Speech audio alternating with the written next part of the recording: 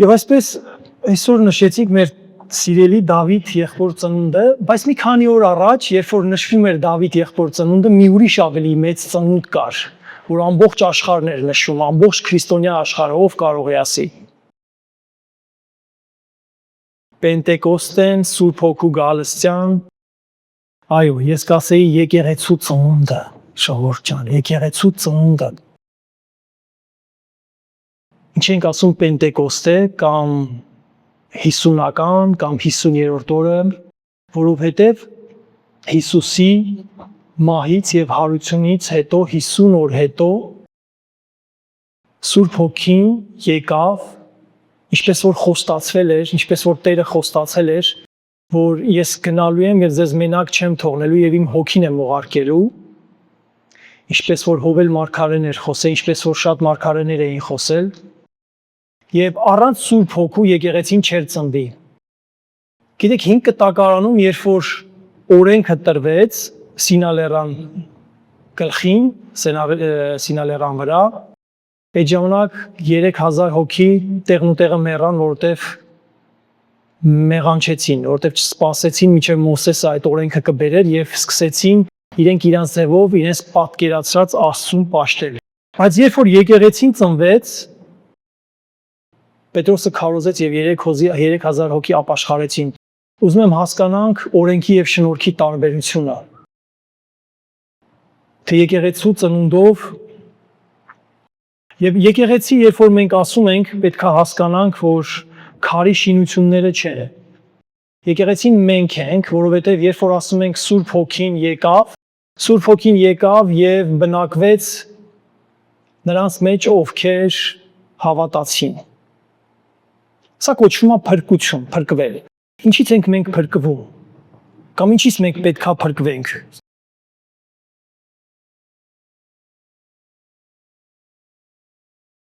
Ես իմի, ասենք, իմ թեման մի քիչ ուրիշ է, բայց ուզում եմ կամաց որպեսի թեմային անցնելը հասկանանք, թե որտեղից որտեղ ենք եկել, ինչի համար էր պետք եկեղեցին ծնվեր, ինչի ով է Սուրբ Հոգին, ինչի համար եկավ, ով էր Հիսուս Քրիստոսը։ Գիտեք, մենք շատերս ծանոթ ենք, մենք ասում ենք, ուզում եմ հասկանանք, որ քրիստոնյա երբ որ ասում են, դա չի նշանակում, որ մենք ծնվել ենք ինչ որ մի ազգի մեջ, որ ընդունել է առաջինը քրիստոնեություն եւ այդպես ժառանգաբար կոչվում են քրիստոնյա, որովհետեւ հրեաներն էլ էին իրանց համարում Աստծո զավակներ, Աստծո միակ ընտրյալներ, որովհետև զուտ են բանի համար, որ Աբրահամի սերունդ էին, որ Աստված Աբրահամին խոստացել էր, որ իր սերնդի միջոցով պետքա օրհնի ամբողջ ազգերը։ Բայց իրանք այդ բանը միայն իրանց վրա էին վերագրել եւ ասում էին, որ մենք ենք հրեան։ Ինչպես որ հիմի մենք ասում ենք, մենք ենք քրիստոնյան, առանց հասկանալու, թե ինչ է նշանակում քրիստոնյա։ Քրիստոնյա նշանակում է Քրիստոսի հետևորդներ։ Որ Քրիստոսին հետևում է, ինքը ունի այդ իրավունքը իրեն կոչելու քրիստոնյա։ Բայց ոչ քավլիցի երբևիցե եկեղեցական շենքեր հաճախող կամ ազգի մեջ ծնված զավակը, որի հայրը, մայրը ինչ-ինչ առումով Աստծո հետ հարաբերություններ են ունեցել եւ ինքը իրեն կարծի քրիստոնյա։ Քրիստոնյա նշանակում է Քրիստոսի հետևորդ, քրիստոնյա նշանակում է անձնապես Քրիստոսին ճանաչել։ Անձնապես Քրիստոսին ճանաչել նշանակում է ապաշխարություն։ Ապաշխարություն նշանակում է, որ ես փոխում եմ իմ ընթացքը։ Երբ որ մենք տակավին քրիստոնյա չենք ճանաչում Աստծուն, մենք ապրում ենք մեր կյանքով։ Մենք ծնվել էինք, մեծացել էինք, դպրոց էինք գնացել, աշխատում էինք, մենք չգիտեինք մեղքը ինչ բան է, չարը, վատը, ինչ որ աստիճանի իհարկե գիտեինք, զանազանում էինք, բայց ապրում էինք մեր կյանքով չհասկանալով, թե որն է բարին, որն է չարը, որն է մեղքը, որն է արդարը, եւ եթե այդպես շարունակեինք, գրված է մեղքի վարձքը մահն է։ Բայց ինչ բաներից ելնելով, թե վկայվելով, թե պարզապես ինչ-որ մեկի հրավերին հետևելով, թե ընտանիքի անդամները քրիստոնյա լինելու պատճառով, մենք էլ ինչ-որ առումով ճանաչեցինք Աստծուն, եւ հետո այդ ծանոթությունը դարձավ ապաշխարություն։ Ինչպես ենք մենք ապաշխարում։ Ուզում եմ երկու բառով նկարագրել, թե ինչպես ենք մենք փրկվում ավելի շուտ։ Ուրեմն նայեք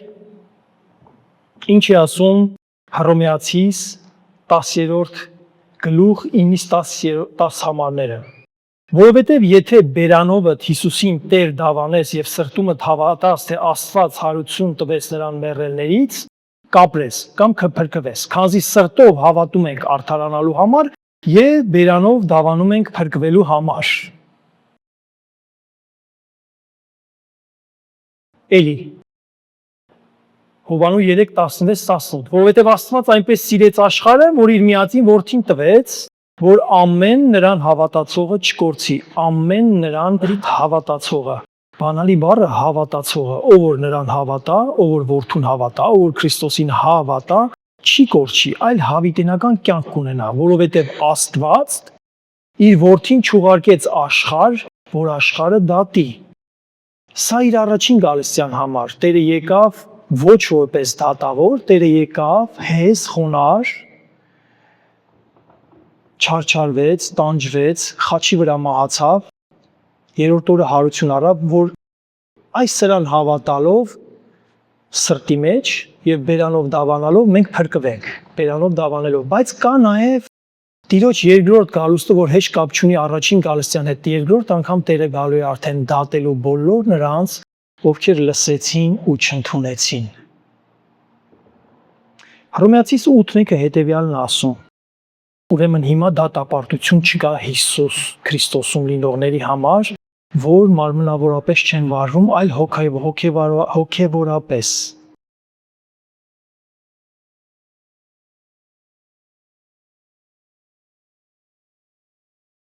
Հովանու 10:27-30-ը Իմ ոչխարները իմ ձայնը լսում են։ Հիսուսն ասում. Եվ ես ճանաչում եմ նրանց, եւ իմ ետևից գալիս են, եւ ես հավիտենական կյանք եմ տալիս նրանց, եւ նրանք հավիտյան չեն կորչի։ Եվ ոչ ոք չի հափշտակի նրանց իմ ձեռքից։ Իմ հայրը, որ նրանց տվեց ինձ, ամենից մեծ է, եւ ոչ ոք չի կարող իմ հոր ձեռքից հափշտակել նրանց։ Ես եւ հայրը մեկ ենք։ Եվ շարունակում Հովանու 6:37-ից 40 ասում, այն ամենը, որ հայրը ինձ տալիս է, ինձ մոտ կգա։ Հայրը տալիս է Հիսուսին, բայց մենք պետքա մոտիկանանք իրան։ Եվ երբ որ մենք մոտիկանում ենք, ասում է ինձ մոտ եկողին ես դուրս չեմ հանի։ Եվ սա է ինձ ուղարկող հոր կամքը, որ այն ամենը, որ նա ինձ տվեց, եւ որոնք որ մոտեցան իրեն, չկորչեն, այլ հետին օրումը հարուցանեմ նրանց։ Հովանու 5:24 Ճշմարիտ ասում եմ ձեզ, թե իմ խոսքը լսողը, այս խոսքը, որ հիմա մենք խոսում ենք, նույնիսկ այս խոսքը լսողը, եւ ինձ ուղարկողին հավատացողը հավիտենական կյանք ունի, հենց հիմի արդեն ունի, ոչ թե կունենա, ոչ թե ձեռք կբերի, ոչ թե ինչ որ պահի, եթե ինքը իրեն լավ պահի, կունենա, այլ այն պահից, երբ որ հավատացիր, հավիտենական կյանք ունես։ Եվ դատաստան չի մտնի, այլ մահից կփոխվի դեպի կյանք։ Եվ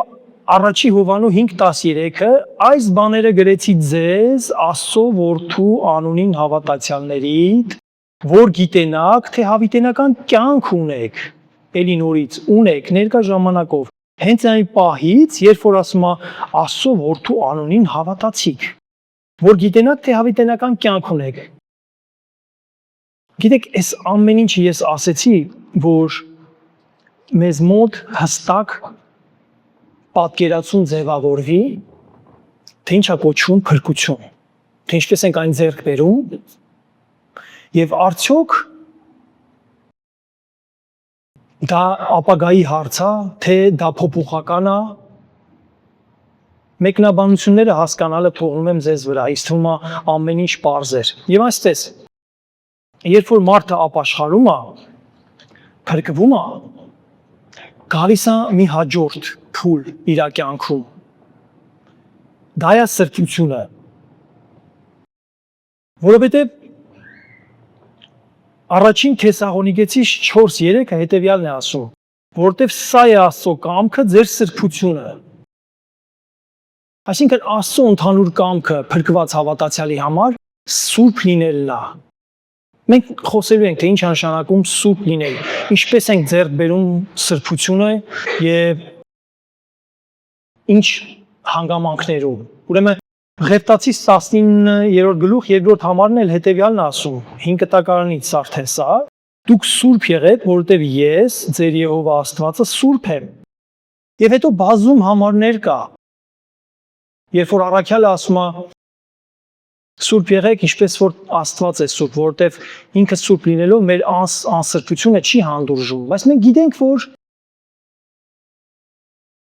մենք քանի այս մարմնի մեջ ենք, մենք չենք կարող կատարյալ սուրբ լինել։ Ուստի ինչի է Աստվածաշունչը մեզ ասում, որ մենք պետքա սուրբ լինենք։ Այսինքն լավ, եկանք, փրկվեցինք, եւ մենք տեսնում ենք, որ ուրեմն փրկությունը,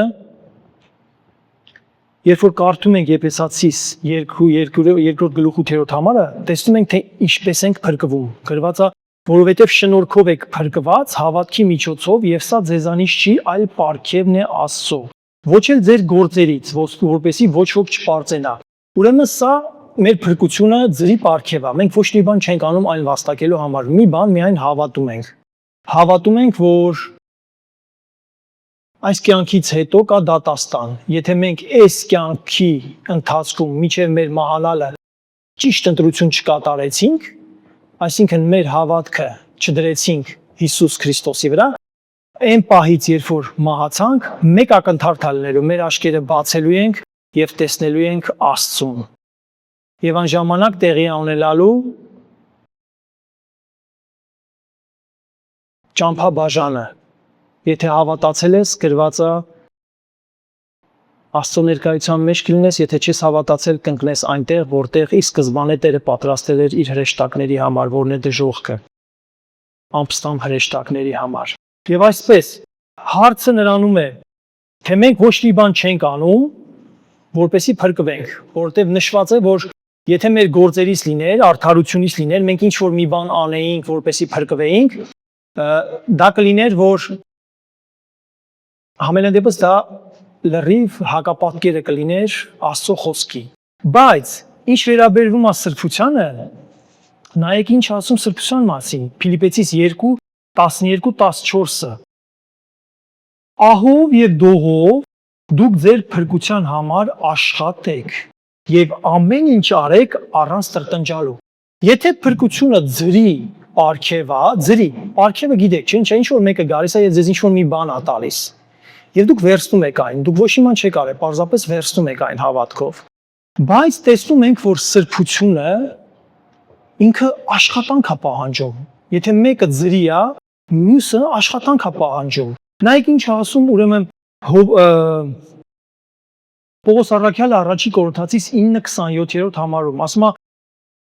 այդ ճնշելով ամրացում եմ իմ մարմինը եւ հնազանդեցնում այն, որպեսզի ես ինքս խոտելի չլինեմ այն բանում, որ քարոզեցի ուրիշներին։ Ուրեմն ճնշում եւ ամրացնում եմ իմ մարմինը,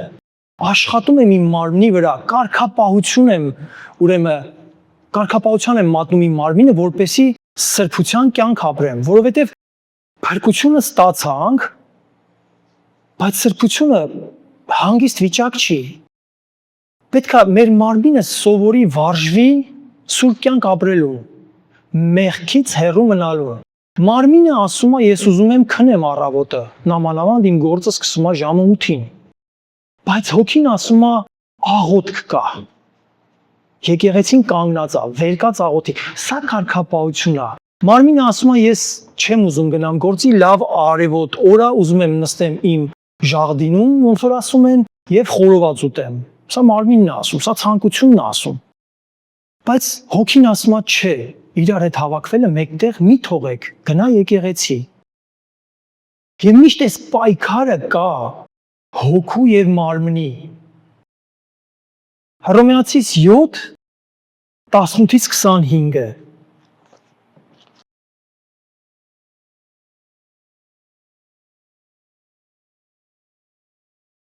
Որովհետև գիտեմ, որ ինձանում, այսինքն իմ մարմնում, մի բարի բան չի բնակվում, քանզի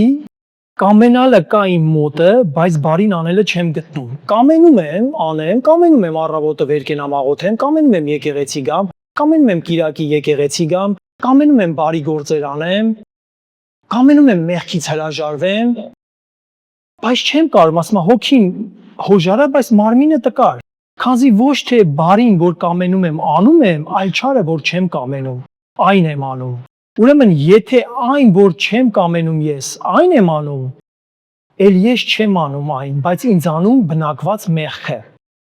Ուրեմն գտնում եմ այդ օրենքը, որ երբ ես կամենում եմ բարին անել, չարը իմ մոտը կա, որովհետև ես հավանում եմ Աստծո օրենքի ներսի մարդովը, բայց տեսնում եմ ուրիշ օրենք իմ անդամներումը, որ իմ մտքի օրենքի դեմ պատերազմում է եւ ինձ գերի է բռնում այն մեղքի օրենքով, որ իմ անդամներումն է։ Ես ինչ խեղճ մարդ եմ, ասում Պողոսը, ով կապրեսնի ինձ այս մահի մարմնից։ Հռոմեական օրենքը հետևյալն էր ասում, երբ որ մարդ ակամա սպանություն էր գործում, նամանավանդ հռոմեական քաղաքացին, եւ մտադրված չէր դա, ուրեմն սպանվածի դիակը կապում էին իր մեջքին ու այդպես ինքը չգիտեմ ինչքան ժամանակ քարշ էր տալիս։ Պատկերացեք այս շորք եղանակին դու ինչ որ մի հատ մեռած մարմին քարշ ես տալի քո վրա եւ այդ մարմինը հոտում է, սկսում է քայքայվել եւ այդ հիվանդությունը, այդ ամեն ինչը տարածվում է քո վրա եւս։ Եվ Պողոս առաքյալը երբ որ ասում է ով կազատի ինձ այս մարմնից, ինքը հավանաբար այս ամեն ինչը պատկերացնելով էր ասում։ Եվ ուզում ասի, որ մարմինն ու հոգին միշտ պատերազմի մեջ են։ Մենք հոգևորապես գիտենք, որ սա, այս ինչ բաները մեզ չի կարելի, կամ կարելի ասել մեղք է, բայց մենք չենք կարողանում այդ մեղքից ուրեմն հրաժարվել, որովհետև մարմնի կանոնն է գործում, եւ եթե մենք մարմնի կանոնով ենք շարժվում, ուրեմն գրված է մենք օրենքի տակ ենք, այլ ոչ թե շնորհքի տակ։ Եվ այս համարը ուրեմն թերի կլիներ, եթե ուրեմն նայեք, որովհետև ինչպես է համարը վերջանում, ասում է արդ ուրեմն ես ինքս 25-րդ համարն է, մտքով ծառայում եմ Աստծո օրենքին, իսկ մարմնով մեղքի օրենքին։ Եթե այսքանով վերջացնենք, կմտածենք դե նորմալ է, ուրեմն մարմնի մեջ ենք, քանի մարմնի մեջ ենք, ուրեմն միշտ էլ մեղք են գործելու, բայց երբ որ կարդում ենք ուրեմն Հռոմեացիս նույն գլխի 8-րդ գլխի 12-ից 14-րդ համարներ ասում է, ապա ուրեմն եղբայր, պարտական ենք ոչ թե մարմնի պես ապրելու, որտեղ եթե մարմնավորապես ապրենք, կմեռնենք, բայց եթե հոգով մարմնի գործերը սփանենք, կապրենք։ Պատերազմ, հոգևոր պատերազմ։ Երբ որ մարդը ապաշխարում է, թվում է թե վերջ, փրկվեց, հանգիստ կարա նստի։ Ինչպես որ Իսրայել ժողովուրդը, երբ որ Եգիպտոսից Մովսեսի ձեռքով դուրս եկան, գիտեք, Եգիպտոսը մեղքի աշխարհի խորհրդապատկերն է, որտեղ իրան գերության մեջ էին։ Եվ Մովսեսը, իհարկե Աստծո կարգադրությամբ հրամանով իր ժողովուրդը Եգիպտոսից հանում է եւ առաջնորդում դեպի Քանանի երկիր։ Քանանի երկիրը հոգեվոր տեսանկյունով ինքը խոստացյալ երկիրն է։ Քրիստոնյայի համար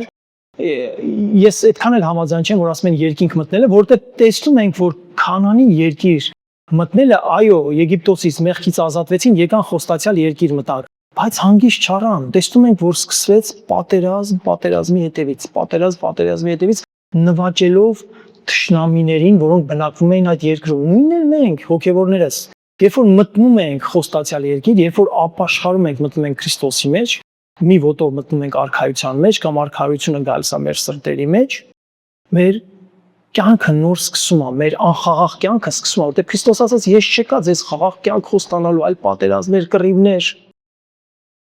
Սա է մեր կռիվը մարմնի հետ։ Եթե դու հանգիստ ես, եթե դու խաղաղ միջավայրում ես, թե տանը, թե ընտանիքում, որտեղ անապաշխար մարդիկ կան, աշխատանքի վայրում, որտեղ անապաշխար մարդիկ կան, ամեն ինչ նորմալ է քո համար, ուրեմն քո պատերազմները դեռ չեն սկսվել։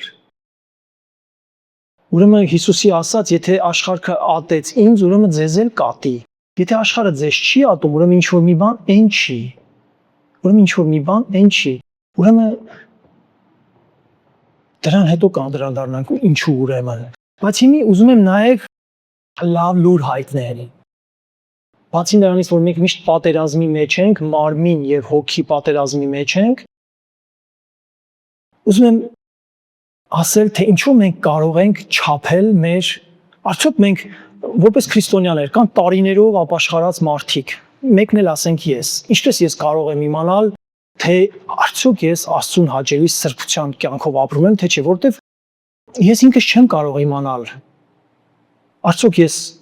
ունեմ այդ սրբության կյանքը, թե չէ, բայց կարող ենք իմանալ, էլի Սուրբ գրքից, ուրեմն Գաղատացիս 5-րդ գլուխ 16-ից 26-րդ համարները։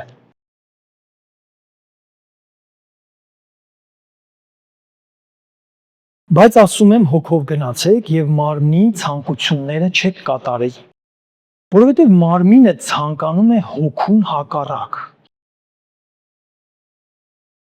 Ինչ որ զգում եք, որ անում եք, բայց զգում եք, որ չպիտի անեիք, իմացեք, որ այդ մարմինն է։ Բայց հոգին ձեզ հակառակն է ասում, բարակ ձայնով, խշմտանքի, խղճահարության ձևով, ասում է, բայց դուք արհամարում եք։ Եվ սա կոչվում է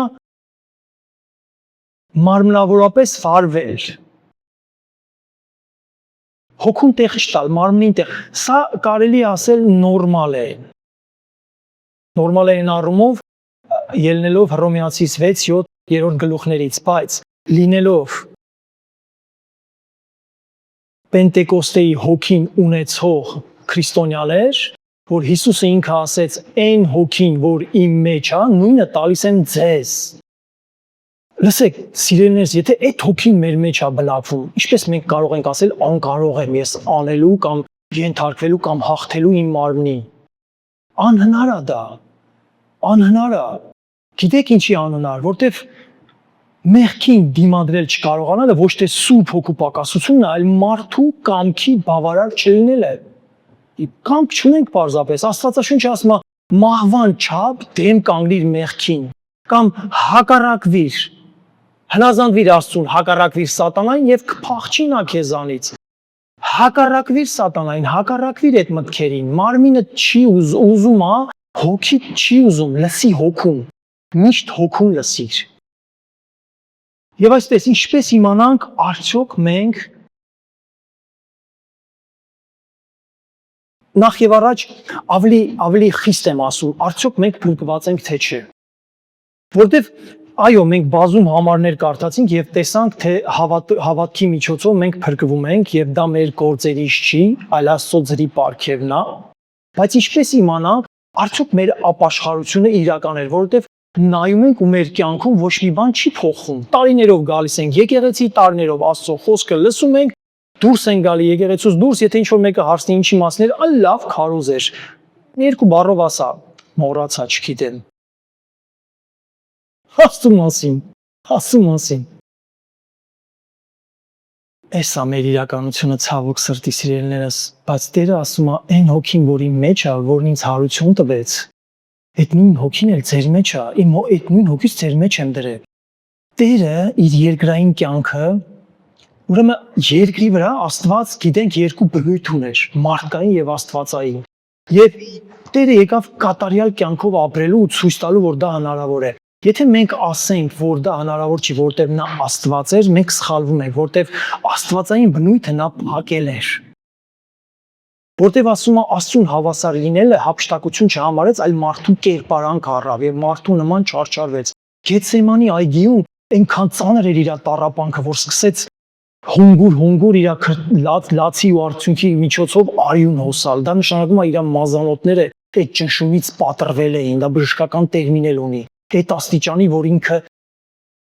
ցավի մեջ էր, ապրում էր, այն ինչ որ իրան սպասվում էր, որ խաչի վրա պետք է մահանա։ Այսինքն Աստված չէր կարող այդ զգացմունքները ունենալ, հասկանում եք, մարդն էր այնտեղ։ Եվ հետո Տերը ապացուցելու համար, որ ինքը Աստվածայինը փակել էր, Տերը գրված է ուրեմն Ղուկաս ավետարանի մեջ, նույնիսկ Մարկոսի մեջ էլ է գրված, որ աճում էր գիտությամբ եւ զորությամբ, այսինքն Աստված կարիք չունի աճելու գիտությամբ։ Աստված ամեն ինչի Տերն, ամեն ինչի գիտությամբ, բայց եթե գրված է, որ Հիսուս մանուկը աճում էր, նշանակում է ինքը մարդ էր, մարդկային Չէ՞ որ ասում նա մեր քահանայապետն է եւ ինքը այդ ամենին ինչով անցել է, ճաշակել է այդ ամեն դժվարությունը, մարմնի եւ հոգու պայքարը ինքը տարել է ու մեզ էլ այդ հոգին տվել է, որ մենք կարողանանք այս կյանքը առանց մեղքի ապրենք կամ կարողանանք հաղթահարենք այդ մեղքերը։ Ուրեմն վերադառնալով ուրեմն խոսքին ինչպես կարող ենք իմանալ մենք արդյոք փրկված քրիստոնյաներ ենք թե չէ, փրկված հավատաց, որտեվ Քրիստոսի գործը մեկ ընդմիշտ է, մեկ անգամ խաչի վրա մահացավ եւ նրան հավատացողը հավիտենական կյանք ունի, ես այսպես եմ հավատում։ Բայց հարցը այն է, արդյոք մենք վերստին ծնվածներ ենք թե չէ։ Սա է ամբողջ հարցը, որտեղ մենք տեսնում ենք, որ 10 խույսերի առակը կար, որտեղ 10-ն էլ հավատացյալ էին, բայց 5-ը փրկվեցին, գնացին երկինք, բայց 5-ը չփրկվեցին։ Մենք տեսնում ենք մշակների առակը, որ նշանակում է բոլորն էլ ծառայող էին, կամ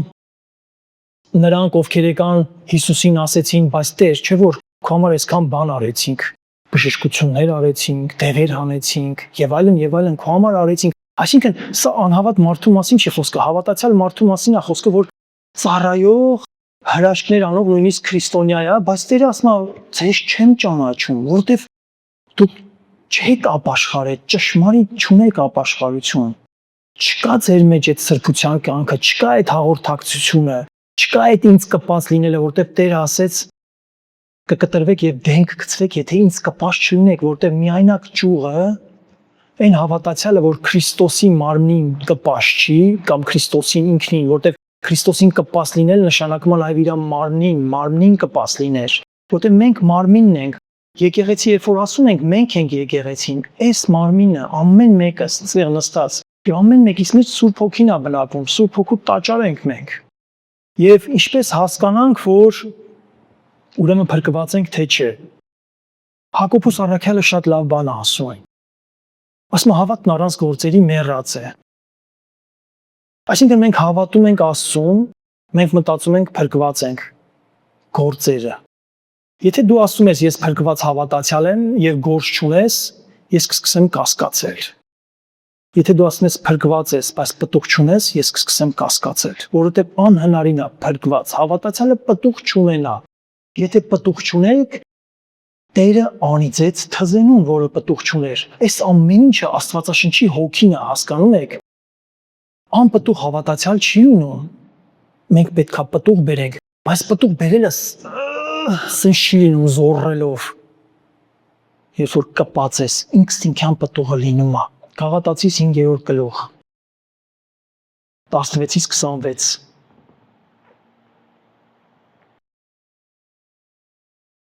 Ուրեմն հոգին մարմին հակառակ է, սրանք իրար հակառակ են գրած, որ միգուցե այն որ դուք կամենում եք, այն անեք, բայց եթե հոգուց եք առաջնորդվում, օրենքի տակ չեք։ Ուշադիր, եթե հոգուց եք առաջնորդվում, օրենքի տակ չեք։ Այսինքն եթե հոգուց չենք առաջնորդվում,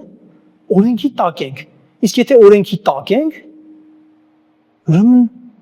փրկված չենք, որտեղ օրենքը երբևիցե ոչ մեկին չի փրկել։ Ուշադրություն պետքա դարձնել ամեն մի խոսքին։ Եվ հայտնի են մարմնի գործերը։ Հիմի թվարկելու է մարմնի գործերը եւ հոգու գործերը։ Երբ որ մենք մարմնավորապես ենք վարվում, ուրեմն հետեւյալ գործերն են ի հայտ գալիս, նայեք։ Շնություն, օրնկություն, պղծություն, դիճություն, կռապաշտություն, կախարդություն, թշնամություններ, կռիվներ, նախանձներ, բարկություններ, հակառակություններ, երկպառակություններ, բաժանմունքներ, չար նայվածքներ, սպանություններ, հարբեցողություններ, նորից անառակություններ եւ ինչ որ սրանց նման են։ Ցանկը շարունակվում է։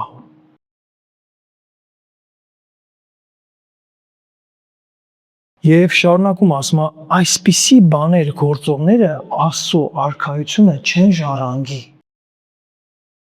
Եկեք մենք մեզ չխաբենք։ Եթե մի բան ստեղից կարդացածի մեջ քո մեջ տակավին եթե կա, գիտեք, անառակությունը կամ շնությունը միայն ֆիզիկականը չի, մենք լավ գիտենք։ Եթե դու նայեցիր ցանկացար, եւ այդ ցանկությունը ընկավ սիրտդ, որտեղից էլ ծնվեց մեղքը, արդեն դու շնացար սրտիդ մեջ։ Պարտադիր չի մենք սպանենք դանակով։ Ասма եթե եղբորդ մորոս կամ հիմար անվանեցիր, կամ բերանիցդ մի հատ նման խոսք դուրս եկավ, արդեն իսկ ասма դատաստանի պարտական ես։ Ասма բարկանալիս մեղք մի գործիր, այսինքն կարաս բարկանաս, բայց միջև այն աշճանը, երբ որ բարկությունդ հայոյություն դառնա։ Հարբեցողություններ, շատ են այս հարցը շոշափում, կարանք խմենք, չենք կարա խմենք։ Լսիր, եթե կարանք ամեն ինչ անենք, բայց արդյոք ամեն ինչ մեզ օգտակար է, արդյոք խմիչքը մեզ, եթե մեր ուղեղը պետքա ստապ վիճակը կորցնենք, կամ խմելուց, որտեվ չափ, ասма ես իմ չափը գիտեմ, ոչ մեկ իր չափը չգիտի խմիչքի, եթե այսօր կարող է դու այդ չափը պահես, բայց վաղը չկարողանաս։ Համենայն դեպս, ես չեմ ասում, Աստծո խոսքն է ասում, եւ շարունակում է, բայց հոգու պտուղն է, ուրեմն 22 համարից, Գաղատացիս 5:22 համարից, ուրեմն հոգու պտուղն է։ Նայեք, եթե մենք ուզում ենք իմանանք մենք սրբության ճանապարհին ենք թե չէ, ուրեմն հոգու պտուղներից պետք է իմանանք։ Եթե ունենք այդ պտուղները մեր կյանքում, եթե հոգու պտուղները կա դրսևորվում է մեր մեջ, ուրեմն մենք սրբության մեջ ենք։ Ուրեմն ուրախություն, խաղաղություն, երկարամտություն կամ համբերություն, քաղցրություն, բարություն, հավատք, հեզություն, ժուշկալություն, այնպիսիների դեմ օրենք չկա։ Այս ամեն ցանկը, որ դու տեսնում ես, քո մեջ վերելուծիր, արդյոք դրանցից մեկի մեջ կամ մի քանիսի մեջ կամ նույնիսկ բոլորի մեջ, որովհետև երբ որ ասում է հոգու պտուղն է, չի ասում հոգու պտուղները, սա մի ամբողջականություն է, հասկանում եք, սա տարբեր բաներ չեն, ասում է հոգու պտուղ, եւ այս ամեն ինչը պետքա ամբողջական լինի, քո մեջ պետքա լինի, կարող է մեկը մի քիչ ուժեղ, մեկը մի քիչ թույլ, բայց սրանք հոգու պտուղներ են, սա պարգև չի, գիտեք, որ գերբնական ձևով Աստված տա, սա պտուղ է, որ երբ որ դու կպած ես Քրիստոսին, փրկվելուց հետո, ինքնին այս պտուղները պետքա բերես, եւ ասма սա ուրախացնում է իմ հորը, Քրիստոսը ասում։ Եվ նա սпасես թզենու համար, գիտեք, Հիսուս երկու անգամ այդ թզենու մոտով անցավ, մի անգամ իր ծառայության սկզբում, երկրորդ անգամ ծառայության վերջում, երկու անգամ էլ այդ 3.5 տարվա ընթացքում այդ թզենին պտուղ չբերեց, առաջի անգամ Տերը ոչինչ չասաց, բայց երկրորդ անգամ անիծեց։ Նույնպես եւ մենք քրիստոնյաներս, եթե միջև մեր կյանքի վերջը մենք պիտի անպտուղ ապրենք, նշանակում է մենք վերստին ծնունդ չունենք, որտեղ վերստին ծնվածը, հոգուց ծնվածը երբևիցե չի կարող արժանանա դժոխքի։ Ուրեմն հարց առաջանում, բա ինչի կան քրիստոնյաներ, որ Տերը այդպես հանդիմանում է։ Ես մենակ մի պատասխան եմ գտնում, որովհետև ապաշխարելուց հետո կամ թվացյալ ապաշխարությունից հետո, եթե պտուղ չկա, ուրեմն սրբության կյանք չկա։ Ուրեմն մեռած ճյուղ է դա, որ չսնուցելով բնից ուշ թե վաղ ինքը բարակելու է, չորանա, կտրվի ընկնի եւ ասում է հավաքելու են ու կրակը գցեն։ Եվ վերջացնելով, սիրելիներս, ուզում եմ ամենալավ միջոցը ձեզ հայտնել, բացի նրանից, բացի այս պտուղներից, որ մենք տեսանք, որ ամեն քրիստոնյան պետքա կամ գործեր պետքա ունենա, ուրեմն ամենալավ հաջորդ չափիչը, թե արդյոք դու սրբության մեջ ես, թե չէ, ձեր կողակիցն է։ Կամ եթե ամուսնացած չես, ձեր ծնողները։ Նայեք, ով է ձեզ ավելի լավ ճանաչում, քան քո կողակիցը, չէ՞։ Երբ որ մենք ամուսնանում էինք, իմ կեսը չգիտեր ես ինչ սարսափելի բլավորության մարդ եմ։ Սիրահարվեց, ամուսնացավ, հետո ամուսնությունից հետո պարզվեց ես ով եմ։ Հետո միշտ ասում էր, եթե երկրորդ չանս տային, ես չէի ամուսնալա քո հետ։ Բայց հետո գնալով եկավ մի ժամանակ, որ ասեց քեզ չեմ ճանաչում։ Աս ինչի՞։ Շատ ես փոխվել։ Դեպի վատ թե դեպի լավ, դեպի հոգևոր կողմ։ Հալելույա, ասեցի։ Փորձեք ուրեմն, փորձեք ու հարցրեք նրանց, ովքեր ձեզ լավ են ճանաչում, արդյոք կա տարիների ընթացքում փոփոխություն ձեր մեջ։ Եթե կա ձեր փոփոխություն ձեր մեջ, դեպի հոգևորը, ուրեմն կա սրբություն, ուրեմն կա աճ, ուրեմն դուք կպածեք Քրիստոսին։ Տերը օրհնի։